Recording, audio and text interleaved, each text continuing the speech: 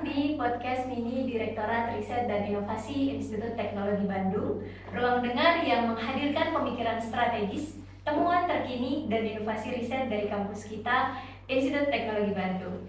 Nah, pada episode kali ini kita sangat spesial karena kita akan bahas mengenai salah satu langkah besar ITB dan Indonesia dalam dunia riset global, yaitu pemasangan teleskop radio Vigos di Observatorium Bosca.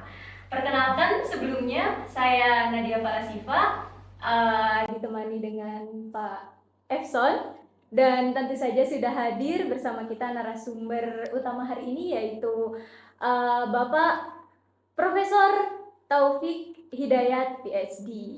Beliau ini adalah seorang guru besar astronomi dan sosok penting di balik lahirnya infrastruktur riset ini. Selamat datang Pak Taufik. Terima kasih. Oke, baik. Kita langsung mulai saja ke pertanyaan yang pertama, Pak Taufik. Jadi bisa diceritakan Pak, bagaimana awal mula gagasan pembangunan teleskop radio Vigos ini muncul? Dan apa ya Pak yang memotivasi ITB ini untuk menghadirkan infrastruktur sekelas Vigos ini, Pak? Baik, terima kasih. Akan saya jelaskan. Jadi teleskop radio Vigos ini adalah suatu teleskop radio generasi baru yang bekerja di dalam mode VLBI, namanya VLBI. VLBI itu Very Long Baseline Interferometry. Jadi dia adalah suatu teleskop yang memang didesain untuk bekerja bersama-sama dengan teleskop-teleskop radio yang lain. Nah, jadi teleskop radio yang lain itu ada di Australia, di Cina, di Jepang, di Korea, dan seterusnya.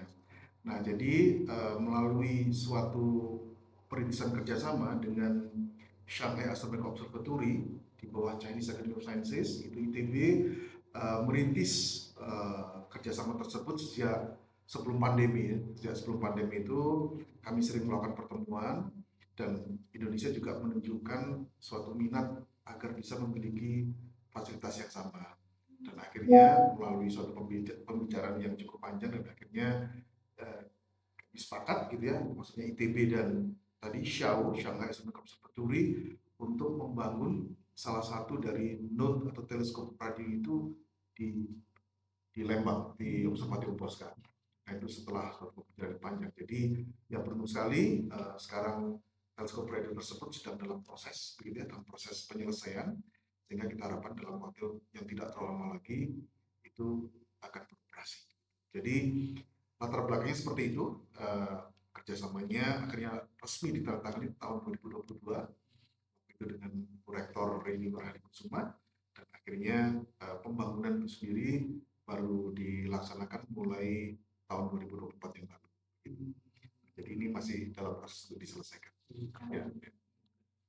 Jadi ini sebenarnya ide ini muncul ketika sebelum pandemi begitu ya. Itu memang ada kekurangan apa yang sebelum, karena ini kan udah 100 tahun ya. Betul. Nah, Betul. itu apa yang membuat ini berdiri, kelebihannya apa dibandingkan yang lain? Ya, jadi memang salah satu dari tugas teleskop radio ini adalah ikut berpartisipasi di dalam menentukan sistem referensi. Nah, sistem referensi itu apa? Itu adalah sistem referensi kerangka koordinat. Jadi kan di dalam dunia navigasi, dalam dunia meteorologi, pengukuran, geodesi, astrometri, nah itu kita perlu suatu sistem koordinat yang sangat-sangat presisi. Ya bisa dibilang sistem koordinat itu misalnya kalau kita menggunakan GPS ya, kita ingin tahu lokasi suatu tempat, itu sebenarnya ada ketelitiannya. Nah, ketelitian GPS yang bisa kita pakai di HP itu sebenarnya adalah ukuran meter gitu ya. Jadi tidak ya cukup teliti untuk keperluan biasa, tapi untuk keperluan ilmiah itu masih sangat kurang. Nah, jadi dengan teleskop radio Vigos inilah sistem referensi yang dimaksud itu bisa mendapatkan ketelitian sampai milimeter. Suatu posisi itu, jadi misalnya posisi saya di sini, itu ketelitiannya bisa sampai milimeter. Nah, oleh karena itu setiap perubahan di permukaan bumi ini, ya, baik di permukaan bumi maupun perubahan di titik-titik acuan di langit, kita katakan demikian, itu juga bisa dimonitor dalam ketelitian yang luar biasa. Nah, jadi dengan demikian, mengapa dia berfungsi sebagai salah satu tugas utamanya adalah menjadi sistem referensi. Nah, itu dalam kerangka internasional yang ditentukan oleh yang disebut sebagai International Field Service for Astrometry and Geodesy. Nah, jadi dengan adanya instrumen ini, maka Indonesia yang melalui ITB bisa turut bergabung, berpartisipasi di dalam penentuan kerangka acuan dunia tersebut. Nah, itu salah satunya. Nah, jadi ternyata kalau kita baca dalam sejarah itu, Observatorium Bosca hampir 100 tahun yang lalu itu juga pernah berpartisipasi dalam kegiatan semacam ini, dikoordinir oleh jejaring pengukuran dunia.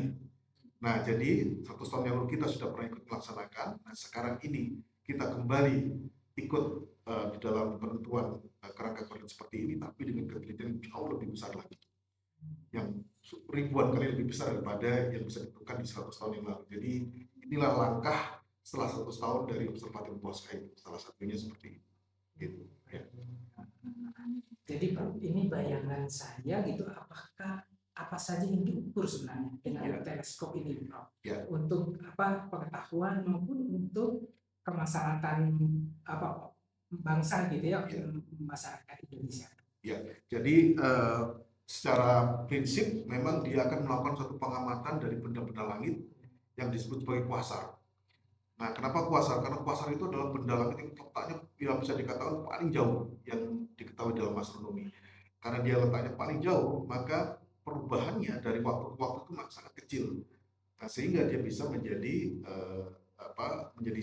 layanan dan titik acuan gitu. Nah, dengan monitoring benda-benda seperti itulah kita bisa menentukan perubahan-perubahan dari tadi kerangka acuan koordinat tadi ya. Termasuk diantaranya adalah orientasi rotasi bumi.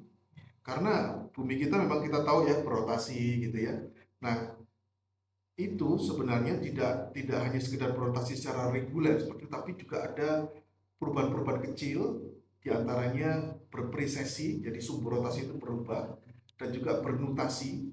Nah, di mana perubahan-perubahan kecil inilah yang kalau kita tidak melakukan pengamatan dengan ketelitian seperti ini, kita nggak akan tahu. Nah, dengan perubahan-perubahan kecil yang seperti itu bisa dimonitor, maka yang tadi kenapa penentuan posisi itu bisa dilakukan dengan sangat-sangat akurat. Nah, jadi seperti itulah salah satu manfaatnya, sehingga nanti untuk kebutuhan navigasi itu misalnya posisi satelit di antariksa, kemudian ya kita memanfaatkan tadi ya satelit GPS seperti itu punya kerangka acuan absolut. Nah, disitulah yang di refer itu adalah dari penentuan VLBI ini. Nah, aplikasi yang lain yang saat ini sedang juga berkembang pesat itu adalah untuk deep space navigation. Jadi kita tahu bahwa dunia sekarang ini sudah menuju pada memanfaatkan dunia di sekitar kita, misalnya bulan, lalu Mars, lalu asteroid gitu ya. Nah, jadi ke depan ini kita akan membangun settlement di permukaan bulan, membangun katakanlah peradaban baru di planet Mars gitu. Dan ini ya memang negara-negara besar itu seperti Amerika Serikat, Rusia, ya Jepang, China dan sebagainya itu mereka sudah punya program-program seperti itu. Nah, jadi di dalam perencanaan nanti bagaimana pendaratan, bagaimana perjalanan di permukaan, yaitu salah satu bisa dimonitor dengan peralatan seperti VLBI seperti ini. Nah, itu yang salah satu dari aplikasi Deep Space Navigation. Nah, gitu. Ya. Oke Pak, kalau kita lihat dari skalanya kan berarti proyek Vigos ini besar sekali ya Pak ya. Bukan dari sisi ilmiah saja, tetapi juga teknisnya. Tapi untuk secara tekniknya nih Pak, apakah ada momen-momen krusial atau genting selama pembangunan, terutama saat-saat pengangkatan antena raksasanya yang kemarin yang 85 ton ya Pak ya, itu bagaimana Pak? Ada nggak ya kendala di situ? Iya, betul. Secara teknis. Memang secara teknis ini sangat rumit ya gitu ya, sangat rumit, dan peralatannya sendiri itu bobotnya total itu bisa mencapai 85 ton. Nah, kemudian kita juga harus melakukan transportasi peralatan itu dari Shanghai ke Jakarta, dari Jakarta di Pelabuhan Priok, dari Pelabuhan Priok dibawa ke Lembang, lalu dari Lembang itu sampai di bawah yang namanya Jalan Raya Lembang menuju ke Observatorium Bosca itu juga aksesnya terbatas, kecil gitu ya. Nah, jadi ini kan menjadi tantangan yang sangat berat begitu.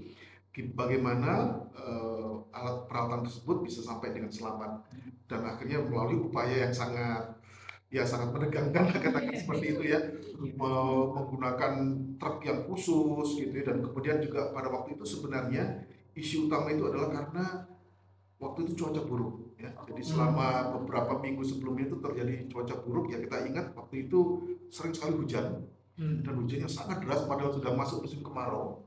Nah, hujan deras berturut-turut ini menyebabkan ada longsor gitu ya, ada longsor di jalan menuju Kabupaten Bosca itu yang membuat terjadi kekhawatiran kalau transportasi dari barang ini akan mengalami gangguan yang sangat ya mengkhawatirkan gitu. Dan tapi ya alhamdulillah setelah upaya ITB mengerahkan ahli teknik sipil, ahli transportasi dan seterusnya sampai akhirnya alat ini berhasil di delivery ke Kabupaten Bosca dengan selamat. Yaitu salah satu tantangan yang memang luar biasa besarnya. Dan kemudian setelah itu melakukan assembly ya. Nah, itu assembly dari peralatan ini itu dilakukan oleh tim dari yang namanya 39 Institute, dari ya semacam kontraktor dari Shanghai Electric Observatory itu. Jadi ada tim engineers yang datang, lalu mereka melakukan instalasi, sehingga ketika bagian utama ini sudah selesai, nah kita melakukan suatu semacam syukuran lah gitu. Jadi tahapan itu sudah selesai, sehingga ya kami ya senang, bersyukur, lalu kita melakukan semacam syukuran. Itu belum sepenuhnya selesai, tapi paling tidak tahap yang sangat krusial ini terlampaui gitu ya, terlampaui, dan akhirnya ya kami mengadakan semacam syukuran tadi. Nah, setelah itu bagian yang kita sebut sebagai integrated assembly gitu. Jadi nanti sistem elektronik, elektrik, mekanik dan sebagainya itu digabung menjadi satu sehingga dia bisa menjadi sebuah sistem yang tadi bisa bekerja dengan akurasi sangat tinggi. Nah, salah satunya peralatan yang juga akan diintegrasikan itu adalah yang kita sebut sebagai jam atom, atomic clock. Jadi jam atom ini yang sedang kita punya yang sudah datang itu adalah jam atom yang paling presisi yang ada sekarang ini. Seperti apa sebagai gambaran ketelitiannya adalah kalau kita punya arloji seperti ini ya, kita ngukur waktu ya, kan itu ada setelah sekian waktu kan meleset gitu ya, harus cocokkan lagi dengan standar waktu yang kita ambil gitu ya. Nah, di Indonesia juga ada misalnya standar waktu dari BMKG atau dari Badan Standarisasi Indonesia, BSN Nasional Indonesia dan seterusnya. Nah, kita juga punya yang lebih teliti lagi yang disebut sebagai jam atom hydrogen measure. Nah, jadi dengan jam itu gambarnya adalah dalam waktu 1 juta tahun dia meleset hanya 1 detik gitu. Ketelitian yang bisa dicapai oleh peralatan seperti itu, sehingga memang ini adalah salah satu peralatan yang sangat-sangat presisi untuk bisa mendukung beroperasinya dari teleskop radio Pecos. Gitu. Itu sih. Biasa. Jadi cuma 1 detik ya Pak ya. Dalam satu sangat akurat sekali ya. Karena ya harus mendukung, karena sistem referensi yang akurat itu harus didukung oleh tanda waktu yang juga sangat presisi.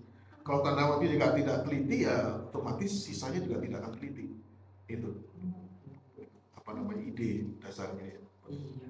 Ini butuh waktu yang lumayan lama juga ya Pak, dari Jadi, rencana mulai, mencari barangnya, mencetak, mungkin dibuat dulu ya Pak ya. Ya, itu dibangun di Shanghai oleh ya, kolaborator kita itu, dan mereka memang punya kompetensi yang luar biasa, dan kita mendapatkan support dari mereka, salah satunya itu. Ya. Itu berapa lama sampai dengan di Lembang udah bisa ya, gitu Pak jadi dipasang? memang kita berharap dalam waktu 2-3 bulan lagi, jika semuanya lancar, kita akan masuk dalam tahapan yang kita sebut sebagai commissioning. Jadi commissioning itu kita melakukan pengetesan dengan pengamatan benda-benda langit yang sudah standar, sudah baku. Nah, untuk menguji dia telah bekerja dengan sempurna, ya dengan sesuai yang kita harapkan gitu Mas. Jadi seluruh requirement yang dibutuhkan agar dia bisa beroperasi dengan bagus ini dipenuhi. Nah, itu setelah tahap integrasi tadi kita akan lakukan tahapan. Nah, itu tentu kerjasama juga ya, akan ada tim ahli dari sana yang akan melakukan. Iya. Jadi setelah itu kita akan ke project science bersama beberapa mitra. Baik Prof, jadi sekarang sudah terpasang dan sudah siap ini ya bekerja ya. Itu nanti ke depan gitu ya. Apa pengetahuan atau bidang pengetahuan apa saja Prof yang memang nanti termaktub yang masuk dari rencana besar dari Vigos ini gitu Prof. Kita mendengar di literasi di literatur bahwa juga bisa menyiapkan kalau terjadi gempa, itu benar nggak Prof? Atau Ya, yang lain begitu ya? betul.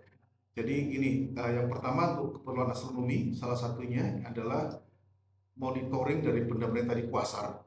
Jadi benda kuasar yang sangat jauh tadi itu adalah sebenarnya inti dari galaksi aktif, sangat aktif. Ya, kita tahu di dalamnya, di tengahnya itu ada lubang hitam, black hole itu. Iya. Yang terkenal sekali ya, objek yang sangat misterius. Nah, jadi aplikasi astrofisika itu salah satunya adalah bagaimana perubahan-perubahan dari benda-benda seperti kuasar itu bisa dimonitor oleh Pegos ini. Itu salah satu aplikasi dari astronomi. Dan kemudian salah satu aplikasi yang lain di dalam geodynamics itu adalah karena tadi saya bilang posisi dari setiap stasiun itu dimonitor perubahannya dengan sangat teliti. Akibatnya apa? Ya akibatnya tiap perubahan itu, misalnya antara titik di Lembang dengan titik di Shanghai, itu akan bisa dimonitor. Mereka tuh tidak diam, berubah terus. Nah, berapa kecepatan perubahan ini? Per tahunnya berapa? Dan berapa dia telah bergeser dari posisi yang tadi, ya, dari posisi asalnya dalam 10 tahun lagi atau 100 tahun lagi gitu ya. Nah, itu perubahan itulah yang kalau di dalam aplikasi geodynamics ini itu ya bisa memberikan indikasi-indikasi. Jadi pergeseran sesar benua itu bisa dimonitor dengan sangat akurat oleh teknik VLBI ini. Nah, sehingga jika perubahannya bergerak dengan sangat cepat atau cukup cepat begitu ya, nah ini yang ahli-ahli seismologi itu bisa ya kurang lebih memberikan indikasi apakah ini sedang berpotensi berbahaya atau tidak gitu ya. Nah, seperti itu. Tapi yang jelas monitoring itulah yang akan bisa memberikan data yang diperlukan gitu ya. Nah, gitu. Jadi yang menjadi tugas utama itu monitoring dari pergerakan tadi itu, yaitu akan terus dilakukan secara terus-menerus gitu. Ya. Jadi perubahan-perubahan antara Indonesia dengan Australia, Indonesia dengan Shanghai, dengan Jepang dan seterusnya, sehingga perubahan-perubahan itu akan termonitor gitu dengan baik sekali, sehingga bagaimana dampaknya itu akan menjadi data masukan yang sangat signifikan gitu. Artinya memang bukan hanya gempa ya, semua kejadian gitu alam itu bisa dilihat dari sana. Ya, termasuk misalnya karena dia memonitor benda-benda langit, maka efek gangguan dari atmosfer itu otomatis sudah dimonitor. Nah, jadi dengan kita memiliki nanti data jangka panjang, itu juga punya implikasi terhadap climate change gitu ya. Salah satunya climate change. Jadi perubahan-perubahan yang kita monitor di atas kita ini ya, itu salah satu implikasinya adalah kepada climate change. Jadi semuanya memang perlu data jangka panjang ya. Tidak bisa instan gitu, data jangka panjang, tapi tentunya dengan akurasi yang memang harus sangat tinggi. Begitu. Aplikasinya. Jadi memang tidak hanya astronomi, geodesi, tapi atmospheric science. Oh ya, satu lagi yang juga sangat menarik ini kan tadi saya bilang tentang jam atom tadi ya. Nah, jadi memang kita itu seringkali mungkin tidak terlalu penting buat kita. 1 detik itu apa sih gitu ya. 1 detik itu apa? Kalau kita bilang 1 jam itu 60 menit. 1 menit itu 60 detik, berarti 1 jam itu 360 detik. Tapi ya kita percaya aja sama ini ya, pokoknya udah 3.600 detik gitu ya. Nah, tetapi buat sains 1 detik itu persisnya apa sih gitu ya? Persisnya apa gitu? Nah, ada definisinya memang, itu getaran dari atom cesium tadi yang saya sebut. Nah, tapi hal itu untuk bisa diukur dengan sangat presisi itu alatnya luar biasa. Oleh karena itulah memang memerlukan suatu network dari pengukuran dari berbagai tempat di dunia ini. Nah, jadi ya dengan sarana inilah salah satunya kita akan bisa ikut berpartisipasi di dalam redefinisi dari 1 detik itu apa gitu ya. 1 detik itu apa. Nah, jadi ini implikasi macam-macam termasuk ke dalam riset fundamental ya. Dalam riset fundamental fisika, fundamental tentang apa itu waktu dan sebagainya. Jadi implikasinya salah satu yang lain lah sana. Jadi memang dia punya potensi multidisiplin yang sangat sangat kuat gitu. Satu Iya. detik loh. Satu detik itu persoalan kita. Kalau buat masyarakat ya 1 detik lah, pokoknya gitu aja kan. Tapi itu persoalan. Maksudnya berapa sih persis 1 detik itu apa gitu. Nah itu metrologi. Jadi metrologi kan metrik ya, menentukan sistem metrik. Satu panjang 1 meter itu apa sih? Nah kalau kita ingin suatu definisi yang rigorous ya memang harus ditentukan apa dasarnya, termasuk dari 1 detik. Jadi ada penelitian di dunia yang mencoba melakukan redefinisi dari 1 second itu apa gitu. Gitu. Oke, baik Pak. Mungkin ini pertanyaan yang terakhir ya. Tadi berbicara tentang masa depan, ke depannya untuk 5 sampai 10 tahun ke depan. Ya. Kira-kira apa harapan Bapak untuk proyek ini ke depannya bisa menjangkau masyarakat luas, bukan hanya dari peneliti saja? Ya, jadi memang kita berharap dengan alat ini kesempatan kita untuk connected ya dengan peneliti-peneliti di dunia itu yang punya instrumentasi yang sama, dan kebetulan kan VGOS memang standar yang ditetapkan oleh IVS tadi, jadi International Field Service for Geodesy Astrometry, jadi memang standar baku gitu ya.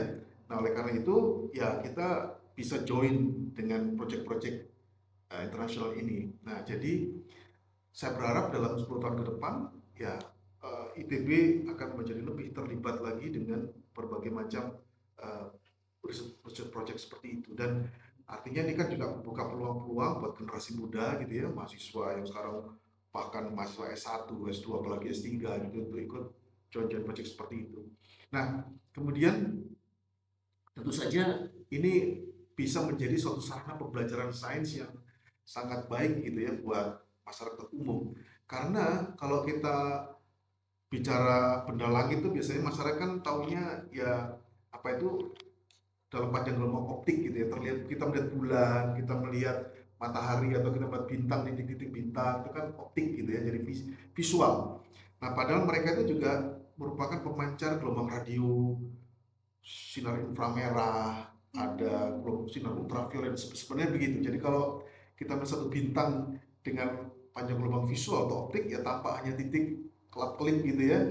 Nah kalau di inframerah lain lagi, kalau di radio lain lagi. Nah ini juga bisa dijadikan sarana pembelajaran bahwa benda-benda langit itu juga menjadi pemancar gelombang radio yang kita bisa manfaatkan tadi untuk diantaranya menentukan atau membuat sistem referensi yang sangat-sangat akurat gitu. Dan kemudian juga kalau dilihat di gelombang radio itu bentuknya ternyata nggak seperti yang kita lihat di panjang gelombang optik dan seterusnya. Itu sarana-sarana pembelajaran agar ya kita bisa ikut membantu di dalam meningkatkan literasi sains bagi masyarakat, ya, literasi sains. Jadi apresiasi kita terhadap sains menjadi meningkat sehingga ya masyarakat menjadi lebih terdidik ya dalam memberikan komentar tentang fenomena alam tuh. Ya kalau zaman dulu kan selalu dikaitkan dengan tahayul seperti itu ya.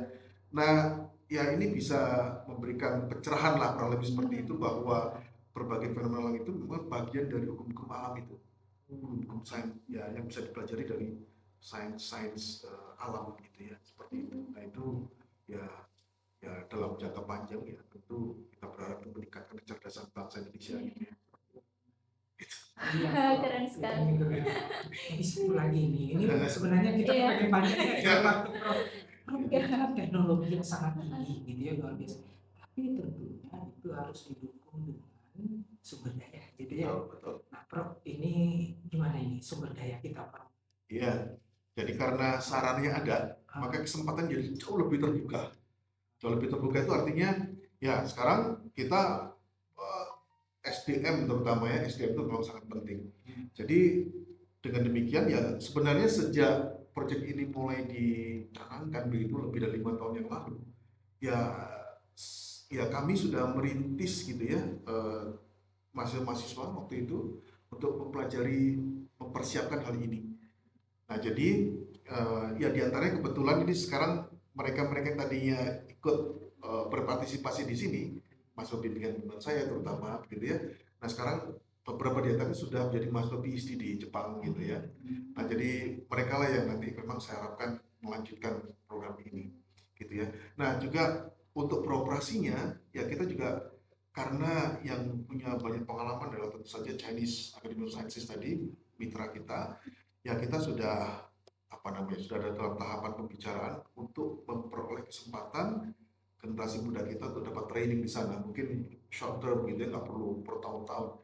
Ya short term training untuk nantinya mengoperasikan teleskop ini dengan baik dan kemudian ya mengembangkan program-program risetnya bersama-sama gitu. Jadi ya itu titik nilai tambah yang saya rasa cukup penting, yaitu kita connected dengan segera gitu dengan komunitas internasional, sehingga ya saya yakin itu akan bisa mendongkrak kemampuan kita ya, terutama nanti di dalam partisipasi dari kerjasama internasional. Itu saya rasa itu poin penting yang sangat perlu digarisbawahi. Begitu. Untuk apakah ada ini Pak pesan untuk generasi muda mendatang dan mahasiswa-mahasiswa yang agar terinspirasi dari proyek ini gitu? Iya. Jadi memang ya kita harus nggak boleh takut bermimpi ya. Kita nggak boleh takut bermimpi. Memang ya bermimpi itu haruslah kalau menurut saya. Tapi tentu saja bermimpi untuk membangkitkan semangat ya, membangkitkan semangat kita berjuang. Ya tentu saja kendala itu banyak sekali.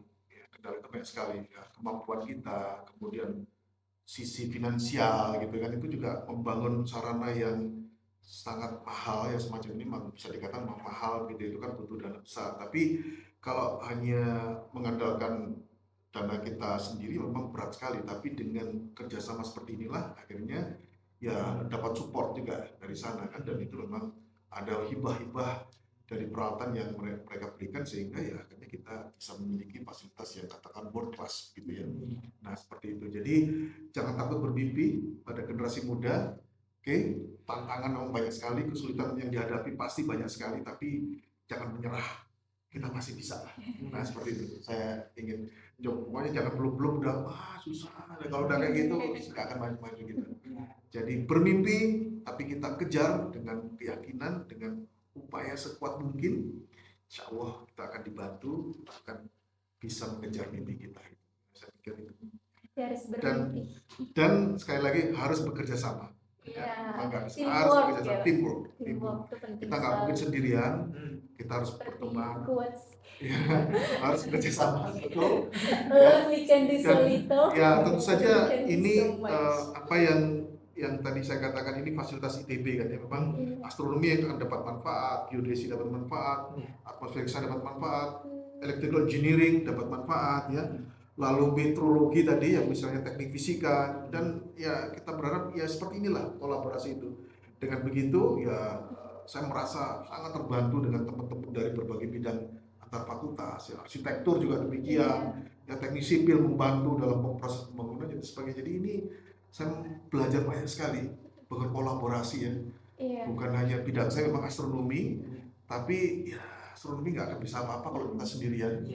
Kita harus mengajak teman dari geodesi tadi, teknik elektro, arsitektur, teknik sipil dan sebagainya, yang akhirnya bisa mewujudkan salah satu ya bisa dibilang ya impian kita gitu ya, sejak sekian tahun untuk bisa memperoleh suatu fasilitas yang katakanlah ya saya yakin akan sangat berguna gitu ya untuk ke depan. Mau lagi kita ini cuma profesor terbatas waktu kita sudah ini. Mungkin itu saja ya. Terima kasih banyak Pak Taufik atas sama-sama, waktu dan cerita-ceritanya. Mulai dari tadi bahas ide awal, proses hingga proses teknis sampai dengan visi jangka panjang dari cerita ini, semuanya sangat menginspirasi bagi kita semua.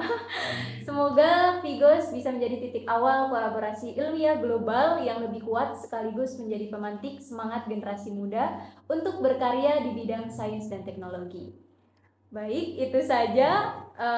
Terima kasih. Jangan lupa untuk terus ikuti podcast mini kami.